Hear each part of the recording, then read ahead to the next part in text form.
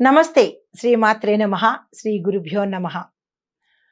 శ్రీ విశ్వావసు నామ సంవత్సర ఉగాది సందర్భంగా ప్రేక్షకులకు ప్రతి ఒక్కరికి పేరు పేరున ఉగాది శుభాకాంక్షలు. నమస్తే. మీ రఘుప్రియ. అయితే ఎంతమంది ఎన్నిసార్లు ఉగాది గురించి చెప్పుకున్నా, ఉగాది విశిష్టత గురించి గాని, ఉగాది పచ్చడి గురించి గాని, పంచాంగ శ్రవణం గురించి కానీ, ఏ విషయాలు చెప్పుకున్నా ఎప్పటికప్పుడు కొత్తదనాన్ని మేళవించుకుంటూ, కొత్తదనంతో మీ ముందుకు ప్రతి ఒక్క అంశము విపులీకరంగా, సవివరంగా తెలియపరుస్తాను. అయితే అంశము ఉగాది పాతదే అయినా కొత్తదనంతో, నవనాయక ఫలితాలతో మేషాది ద్వాదశ రాశుల వారికి దేశ కాల మాన ఆర్థిక విషయాలలోనూ, ప్రకృతిలోనూ ఎలాంటి మార్పులు చేసుకుంటున్నాయి, ఎలా ఉంటోంది అనే అంశాన్ని మనం తెలుసుకుందాము. అయితే ఉగాది అంటే దానికి రకరకాల కథనాలు, కథలు, పురాణాల విశిష్టతలు ఏర్పడి ఉన్నాయి. అయితే అసలు ఉగాది అంటే ఏమిటి? ఆది అంటే యుగము ప్రారంభమైన రోజు. దీనికి మనము యుగము అంటే 2 అని కూడా చెప్పుకుంటాము. అంటే ఒక సంవత్సరంలో 2 ఉంటాయి. అవి ఏమిటి అంటే పగలు రాత్రి అవ్వచ్చు, ఉత్తరాయణ దక్షిణాయనాలు అవ్వచ్చు.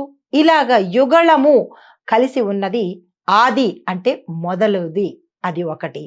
తరువాత మరొక కథనము, పురాణ విశిష్టతము, ఈరోజు బ్రహ్మ సృష్టి కార్యాన్ని ప్రారంభించాడు అని ఒక రకమైనది. అయితే మరొకటి అంటే ఇవన్నీ పుక్కిట పురాణాలు కాదు, ఇవన్నీ వాస్తవాలు, మన ఋషులు సనాతన ధర్మము చెప్పిన అంశాలు.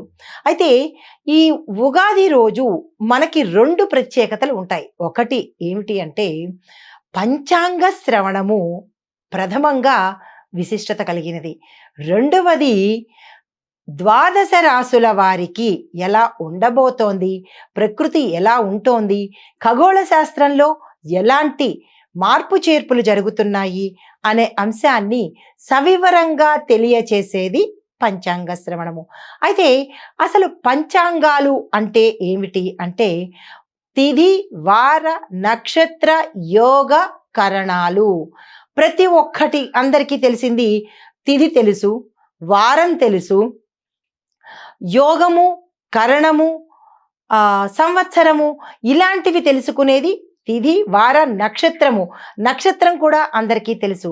మరి యోగాలు, కరణాలు గురించి కూడా మనం తెలుసుకుందాము. మనం జనరల్గా అంటూ ఉంటారు, మనకి ఈ యోగము, ఆ యోగము అని జనరల్ అంటే వాడుక భాషలో అనేస్తూ ఉంటాం. మనకు ఆ యోగం లేదు, ఈ యోగం లేదు అని. ఆ యోగం లేదు అనే పరిభాష మనకి ఈ పంచాంగంలోని అంటే ఈ ఉగాది నుంచి, ఈ కాలమాన ప్రకారము జ్యోతిష శాస్త్రం నుంచి వచ్చింది. అయితే ఈ పంచాంగంలో మనము ఏ ఏ అంశాలను చూసుకుంటాము అంటే గ్రహాల గురించి, నక్షత్రాల గురించి, ఋతువులు, మాస, వర్ష అధికులు ఎవరైతే ఉంటారో, ఏ ఏ ఫలితాలని ఇస్తున్నారో, బ్రహ్మదేవుడు ఆ రోజు ఏమి చేశాడు, ఎలా సృష్టి కార్యం చేశాడు అనే అంశాలను మనము ఈ ఉగాది రోజు తెలుసుకుంటాము. అయితే ఇదే కాకుండా వసంత ఋతువు ప్రారంభం కూడా ఈ ఉగాది నుంచే, అంటే ఈ సమయంలోనే ప్రారంభమవుతుంది. అంటే ఉగాది అంటే నూతన జీవితానికి కొత్త ఒరవడి, నాంది పలకడం అన్నమాట. అందుకని ప్రతి ఒక్కరూ ఉగాదిని అత్యంత సంతోషంగా జరుపుకుంటారు. మిగతా పండగలన్నీ జరుపుకుంటారు. కానీ ఈ ఉగాదికి విశిష్టత ఏంటంటే ప్రకృతి పులకించిన సమయము, కోయిలలు గళము విప్పి పాడిన సమయము, నెమలులు నాట్యమాడిన సమయము, ప్రతి ఒక్క జీవితంలోనూ కొత్తదనం తొంగి చూసే సమయము. అయితే ఈ సమయాన్ని ప్రతి ఒక్కరూ ఆనందోత్సాహాలతో కొత్త జీవితంలోకి అడుగు పెడుతున్నాము.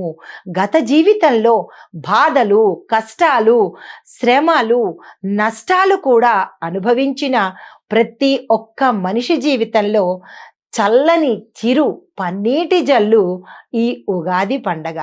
అయితే ఈ ఉగాది పండగను ఎప్పుడు జరుపుకుంటున్నాము అంటే కనుక హిందూ మతంలో ప్రధాన పండగల్లో ఉగాది మొదలు. ఇక్కడి నుంచి మనకి మీరు గమనించుకున్నట్టయితే ఈ ఉగాది నుంచి మనకి అన్ని పండగలు వస్తూనే ఉంటాయి. ప్రారంభ పండగ ఉగాది. ఇది చైత్ర మాసంలో అంటే మన తెలుగు క్యాలెండర్ ప్రకారము ప్రతి సంవత్సరము చైత్ర మాసంలో శుక్లపక్షంలో పాడ్యమి తిథి నాడు ఇది ప్రారంభమవుతుంది. అయితే మనకి ఈ సంవత్సరము ఈ ఏడాదిలో మార్చి 30వ తారీఖు ఆదివారం నాడు మనము ఈ పండుగను సకుటుంబంగా జరుపుకుంటాము. అయితే ఈ పండగ నాడు ఏమిటి చెయ్యాలి అంటే ప్రతి పండక్కి మనం ఏం చేస్తూ ఉంటాము, జనరల్గా ఇంటికి తోరణాలు కట్టుకుంటాము, మామిడాకులు కట్టుకుంటాము, ఇల్లును శుభ్రం చేసుకుంటాము, ప్రతి ఒక్కళ్ళు కొత్త బట్టలు వేసుకుంటాము, శుచి శుభ్రంగా ఉంటాము, తల స్నానాలు చేస్తాము. ఇలాగ ప్రతి పండక్కి మనం చేసుకుంటాము. కానీ ఈ ఉగాదికి ఏమిటి స్పెషలు, కొత్తగా ఏం చెయ్యాలి అంటే కనుక ఈ ఉగాది రోజు ముందుగా మనము బ్రహ్మముహూర్త సమయంలో స్నానం చేస్తాము. అది తెలిసిందే కదా అంటారు. అయితే ఆ స్నానంలో కూడా విశేషమైన స్నానం ఉంటుంది. అది ఎలాంటి స్నానము అంటే శరీరానికి ముందుగా నువ్వుల నూనెతో నలుచుకొని అప్పుడు అభ్యంగ స్నానము చేస్తాము. అంటే తల నుంచి పాదాల వరకు నువ్వుల నూనెతో శరీరాన్ని తడుపుకుంటాము. తరువాత అభ్యంగన స్నానం చేస్తాము. తరువాత చేసే పని కొత్త బట్టలు ధరించుకొని ఇల్లు వాకిళ్ళు శుభ్రం చేసుకుని మామిడి తోరణాలతో వేప పువ్వులతో వేపాకులతో ఇంటిని అలంకరించుకుంటాము. తరువాత పూజ ప్రారంభం చేయడం ద్వారా ఈ రోజును మనము మొదలు పెడతాము. అయితే ఆ ఆడవాళ్ళు స్త్రీలు ఏం చేస్తారంటే ఇంటి ముందు రంగవల్లులు వేస్తారు. అంటే ఈ రంగవల్లులు వెయ్యడము అంటే ఏదో ఇష్టానుసారంగా ఏదో కోడి గెలికినట్టు గెలకడం కాదు. మనం వేసే ముగ్గులలో విశేషమైన రేఖాగణితానికి సంబంధించినటువంటి ఆధ్యాత్మికత, న్యూమరాలజీ అందులో ఉంటుందన్నమాట. అయితే ఈ క్లిష్టమైన రేఖాగణితానికి అంటే జనరల్గా వేసేటప్పుడు మనం ఏదో అనుకుని వేస్తాము. కానీ ప్రతి ఒక్క గీతలోనూ ప్రతి ఒక్క చుక్కని కలపడంలోనూ ఆధ్యాత్మికము, లౌకికము, పారమార్థికం కూడా ఇమిడి ఉన్నది. అంత చక్కగా మన ఋషులు మనకి అందించారు.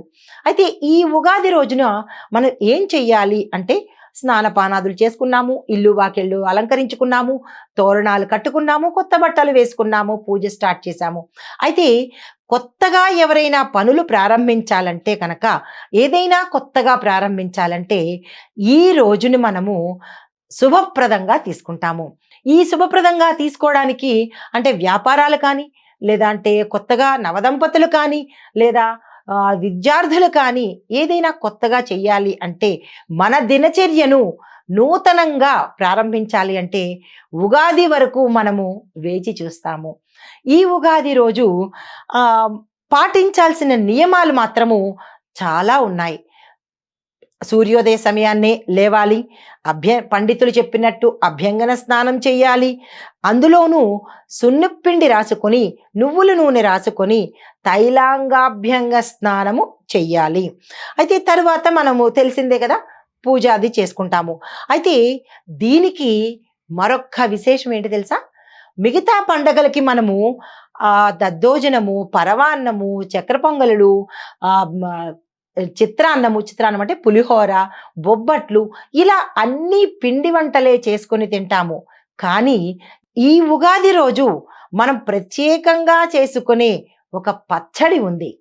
దాన్ని ఉగాది పచ్చడి అంటాము. ఉగాది పచ్చడి ఏమిటి, దానికి పచ్చడి ఎందుకు మనము పేరు పెట్టవలసి వచ్చింది, పిండి వంట అని ఎందుకు పేరు పెట్టలేదు అని సందేహం రావచ్చు కదా. పిండి వంట అంటే పిండితో చేసి నూనెతో వేయించిన దాన్ని, నూనెలో ముంచి వేడి చేసిన దాన్ని మనము పిండి వంట అంటాము. అంటే దాన్ని కాగి మార్చి లేదా అంటే దాన్ని పచనం చేసిన దాన్ని పిండి వంట అంటాము. కానీ ఇక్కడ ఉగాది పచ్చడిని పిండి వంట అనము, పచ్చడి అంటాము. అంటే 6 రకాలు కలిపి మనము తయారు చేస్తాం కాబట్టి దీన్ని పచ్చడి అంటాము. పచనము చెయ్యని దాన్ని పచ్చడి. అయితే ఈ ఉగాది పచ్చడికి తెలుగువారికి మాత్రమే సొంతము.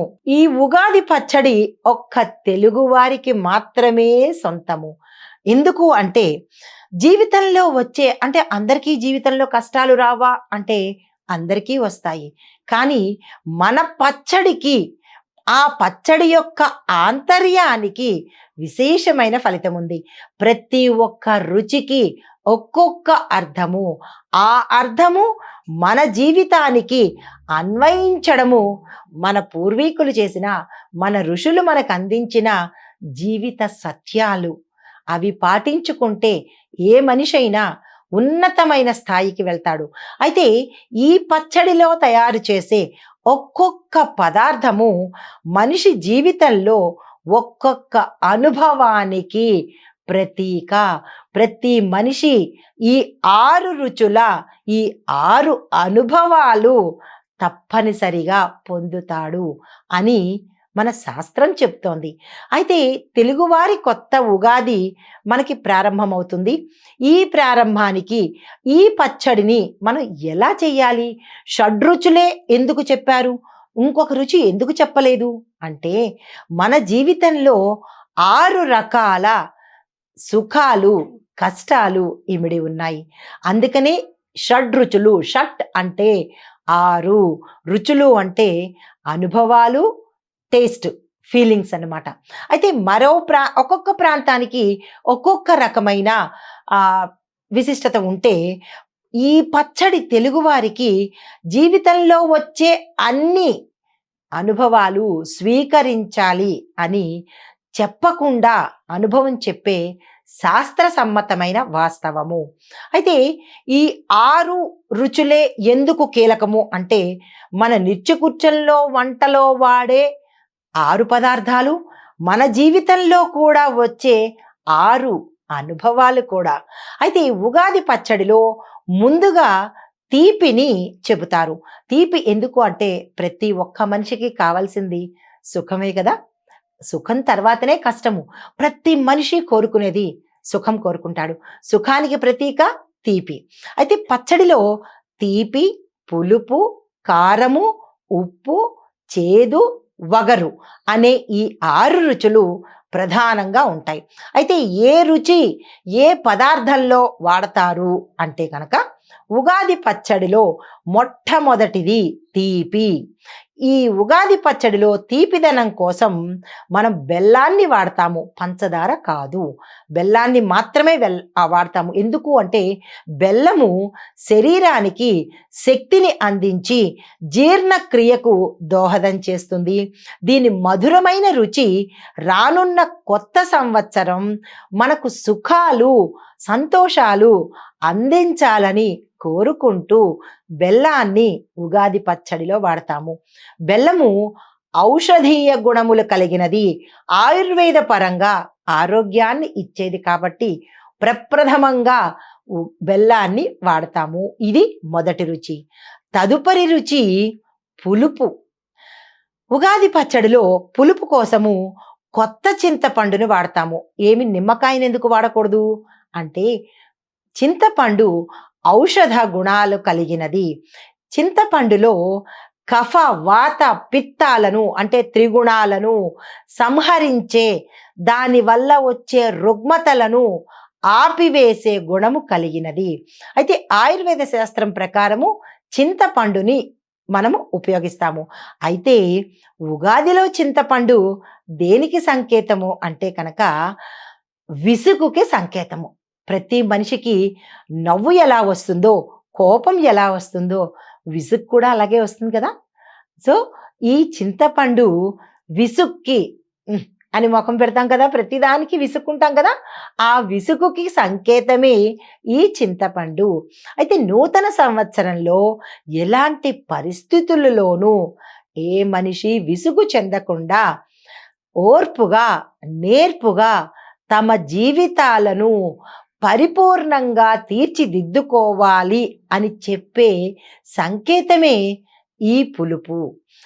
ఈ రుచి మనకి విసుగుని కాకుండా నేర్పుని, ఓర్పుని అందిస్తుంది. తరువాత రుచి మూడోది కారము. ప్రతి ఒక్కళ్ళకి ఇష్టమైనది కారం అనమాట. అయితే ఈ కారంలో మనము మసాలా కారాలో లేదా మసాలా దినుసులో వెయ్యకూడదు. దీనికోసము పచ్చిమిరపకాయలను మాత్రమే వాడాలి. అంటే ఔషధపరంగా పచ్చిమిరపకాయల్లో ఈ విటమిన్ ఉంటుంది. అది సౌందర్యాన్ని ఇనుమడింపచేస్తుంది. ఎవరు ఎక్కువగా పచ్చిమిరపకాయలు వాడతారో వాళ్ళ సౌందర్యము ఆర్టిఫిషియల్ కాదు, న్యాచురల్ సౌందర్యము. అయితే కొంతమంది మిరప్పొడిని వాడతారు, కారం కూడా వాడతారు. అది వాడకూడదు. పచ్చిమిరపకాయలను మాత్రమే వాడాలి. అది ఔషధపరంగా కూడా మరొక విశేషత ఏంటంటే, మనిషి శరీరంలో హానికరమైన క్రిములు మనకి అంతర్గతంగా అంటే శరీరం లోపల ఉంటాయి. వాటిని మనం ఎలా క్లీన్ చేస్తాము? వాటిని ఎలా చంపుతాము? అంటే కనుక ఈ క్రిమి సంహారకమైన క్రిములను నాశనం చేసేది అంటే క్రిమి సంహారకంగా పనిచేసేది పచ్చిమిరపకాయలన్నమాట. అయితే ఈ పంచేంద్రియాలు చురుగ్గా పనిచేస్తాయి. ఒక్క పచ్చిమిరపకాయ తిని చూడండి, మనకి కళ్ళు, మిగతా నాడులు, కన్నీళ్ళు, ఇలాగా ముక్కు అన్నీ ఒకేసారి యాక్టివేట్ అవుతాయి. గమనించారో లేదో? అయితే ఇవన్నీ యాక్టివేట్ అవ్వడం కోసము అంటే యాక్టివేట్ అవ్వాలని కాదు, అవుతాయి, అవ్వాలి, చురుగ్గా పనిచేయాలని దానికి దోహదపడేదే ఈ కారము. అయితే సంకేతపరంగా ఈ కారం దేనికి అంటే కనుక కఠినమైన పరిస్థితులు మనిషికి ఎదురైనప్పుడు నిలదొక్కుకోవాలి, ఎదిరించాలి, దాన్ని జయించాలి అని సంకేతమే ఈ కారం అనమాట. అయితే కొత్త సంవత్సరంలో ప్రతి మనిషి జీవితంలోనూ కఠినమైన పరిస్థితులు ఎదురవుతాయి, తప్పదు. కానీ దాన్ని తప్పించుకోలేము, ఎదుర్కోవాలి అని చెప్పటానికి, ఎదుర్కోవడానికి సిద్ధంగా ఉండాలి అని చెప్పటానికే పచ్చడిలో కారాన్ని సూచిస్తున్నారు శాస్త్రజ్ఞులు. అంటే మన ఋషులన్నమాట, శాస్త్రవేత్తలు. అయితే నాలుగవ రుచి ఉప్పు. ఇది లేకపోతే ఏ పదార్థం వండినా కానీ వృధానే. దీనికి ఒక చిన్న విశేషం చెప్తాను మీకు. వంటంతా అయిపోతుంది, కానీ ఉప్పు లేని రుచి మనకి ప్రస్ఫుటంగా కనపడుతుంది. అంటే దీనికి ఆధ్యాత్మిక పరంగా చిన్న విశ్లేషణ ఇస్తున్నాను. మనిషి ఎంత అందంగా ఉన్నా, ఎంత మహోన్నతుడైనా ఆ ఉప్పు అనే ఆత్మ లేకపోతే మనిషి విగత జీవి.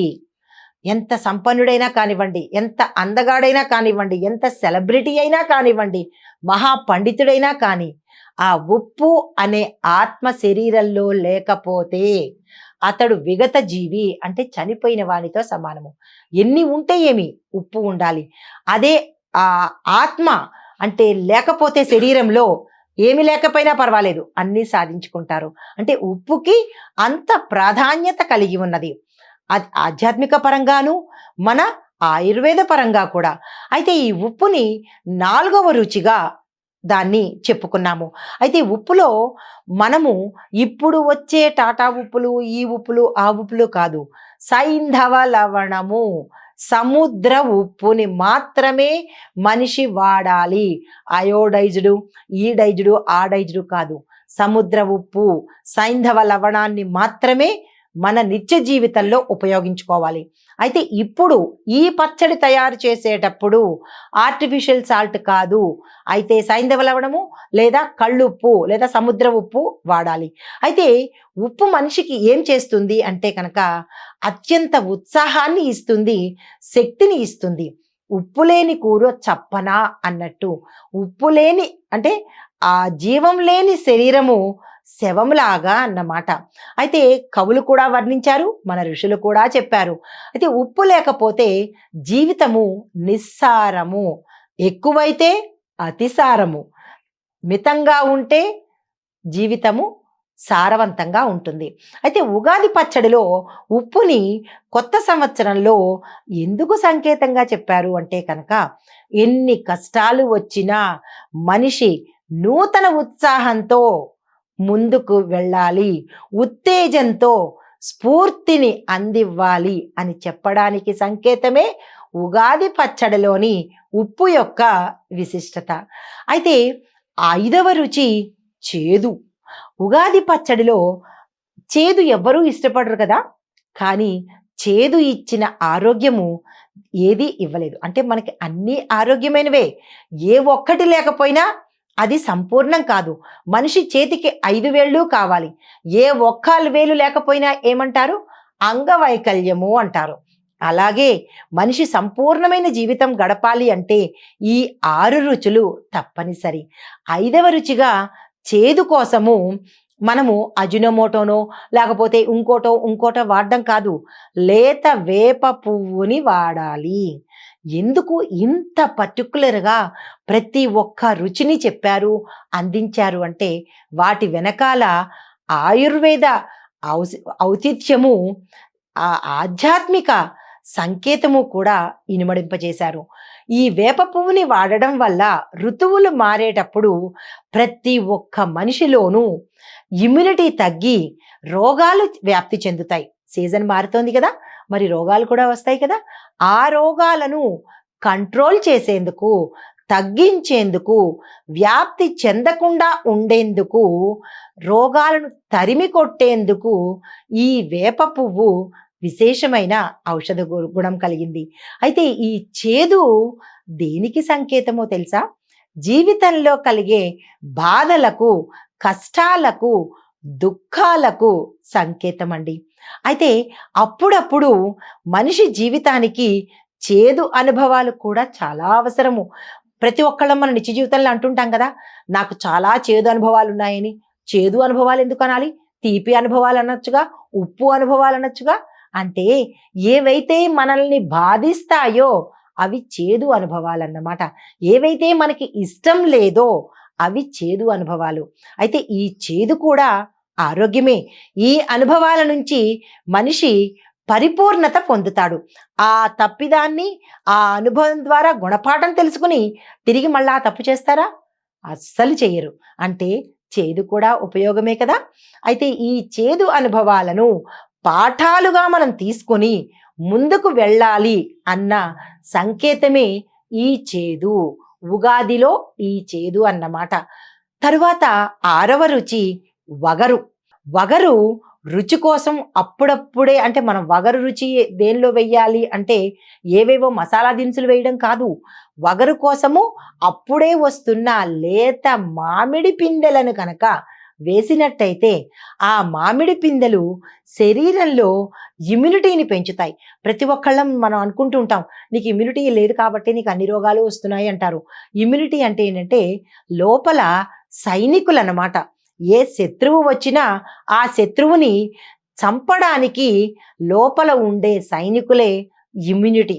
అంటే రోగ నిరోధక శక్తి. ఈ శక్తిని పెంచేది ఎవరు? రుచి కోసం వాడే వగరు. ఈ రోగనిరోధక శక్తి కోసము సంకేతం దేనికి చెప్తున్నాము అంటే సవాళ్ళని ఎదుర్కోవడానికి లోపల మన సైనికులు మన శత్రువుల్ని ఎలాగైతే సవాళ్ళుగా తీసుకుని ఎదుర్కొంటున్నారో మనం కూడా మన జీవితంలో ఛాలెంజెస్ చాలా వస్తాయి. ప్రతి నిమిషము ఛాలెంజే. ప్రతి మనిషి అతన్ని మనం యాక్సెప్ట్ చేయడం కూడా ఒక ఛాలెంజే. ఒక్కొక్క మనిషి ఒక్కొక్క పాఠాన్ని నేర్పుతాడు. అది మంచి పాఠం కావచ్చు, గుణపాఠం కావచ్చు, జీవిత పాఠం కావచ్చు. కాబట్టి కొత్త సంవత్సరంలో ప్రతి మనిషి ఎదురు అయ్యే సవాళ్లను సిద్ధంగా ఉండే సోల్జర్ లాగా అన్నమాట.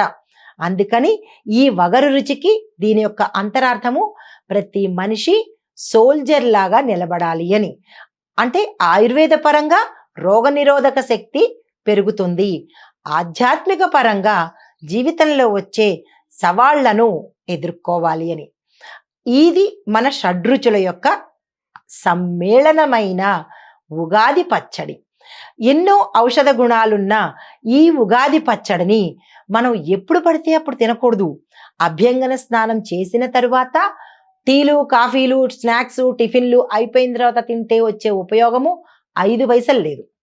కాబట్టి అభ్యంగన స్నానం తలారా చేసిన తర్వాత, కొత్త బట్టలు ధరించిన తర్వాత ఈ రుచుల సమ్మేళనము చేసిన పచ్చడిని స్వామివారికి నివేదన చేసి ఆ ప్రసాదాన్ని పరగడుపున తీసుకుంటే కనుక దానిలో ఉండే ఔషధ గుణాలు కానీ జీవితంలో ఎదురయ్యే కష్టసుఖాలను కానీ మనం సంపూర్ణంగా స్వీకరించి ఆరోగ్యంగా ఆనందంగా జీవితాంతము ఉంటామండి.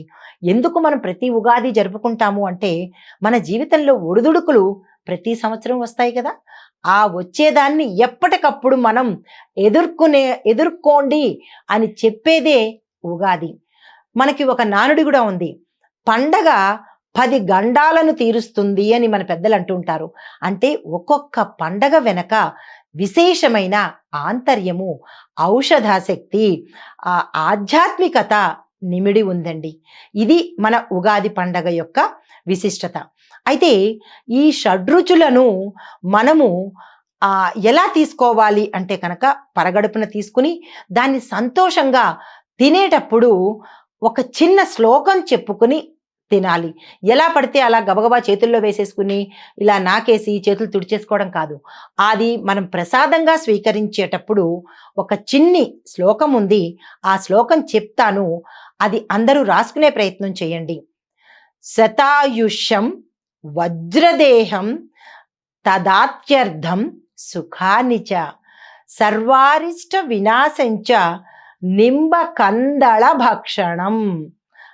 శతాయుషు అంటే 100 సంవత్సరాలు మన దేహము వజ్రంలాగా ఉండాలి, సుఖ సంతోషాలతో ఉండాలి, సర్వ అరిష్టాలు నివారించబడాలి.